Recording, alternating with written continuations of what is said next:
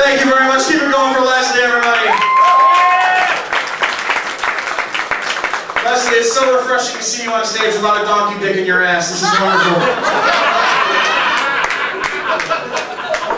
Way to branch out. And no, D'Angelo, I'm not talking about yours. How's everybody? Still having fun? Yeah! Alright, awesome.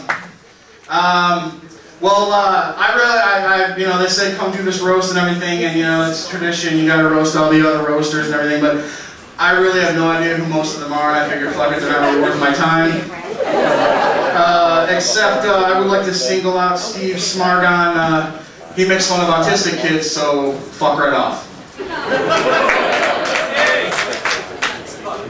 Fuck right off. That's right. So I know this is actually done. I'm just going to jump right into Santa Claus. A lot of us, there's a propaganda machine around Santa Claus. You might not realize this with all the songs and stories and stuff about him. But I happened to get my hands on the real story about Santa Claus. And I know there was a version of this done earlier tonight, but fuck it, this is what I wrote. This is what you get. It's late. Have another drink. It'll be just as funny. All right, are we ready? Yeah. All right. 'Twas the night before Christmas, and like every year, Santa started his mission with a 6-pack of beer. He beer-bonged the first 2 and shotgun 2 more. The last 2 he chugged, then went out the door.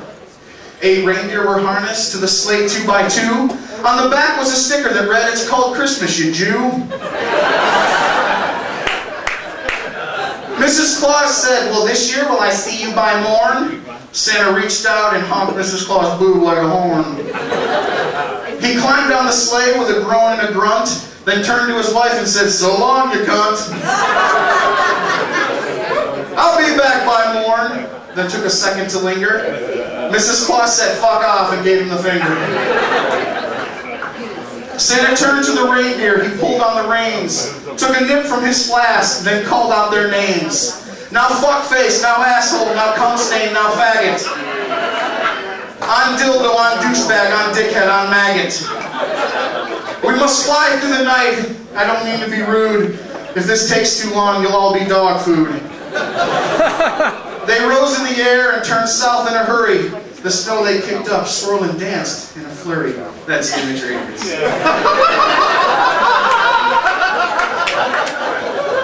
They flew around the world, bringing good kids some toys. You see, Santa loves children, especially boys. The miles they flew took no time at all, and at each house he stopped, Santa had him a ball. He'd leave a few presents, then put his plan into action. Raiding the fridge, he left only a fraction. He ate all the turkey. He ate all the turkey, the biscuits and rolls. He drank all the whiskey and vodka and Stroh's.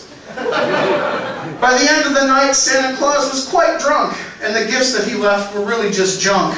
An empty shoebox for Mary, an 8-track for Harry, a broken iPod for Carrie, and a tampon for Larry.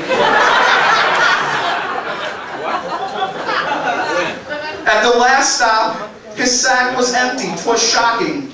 So Santa's solution was to shit in a stocking.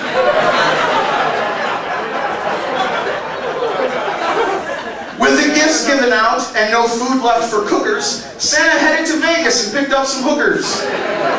He started with cinnamon, ginger, and candy, then finished with Bambi, Letitia, and Brandy. He did things to these girls that no gentleman tried, things that would make even R. Kelly cry.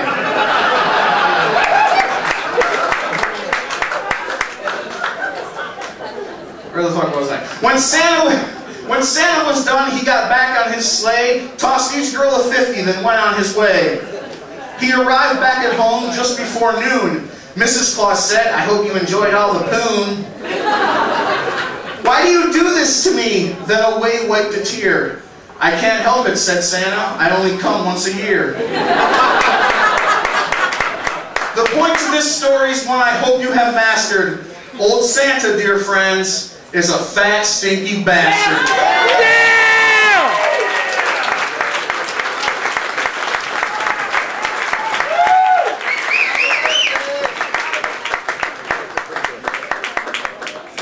Everybody on the serious note, it's Marv's birthday. Can we do on a count of three a big happy birthday, Marv? 1, 2, 3.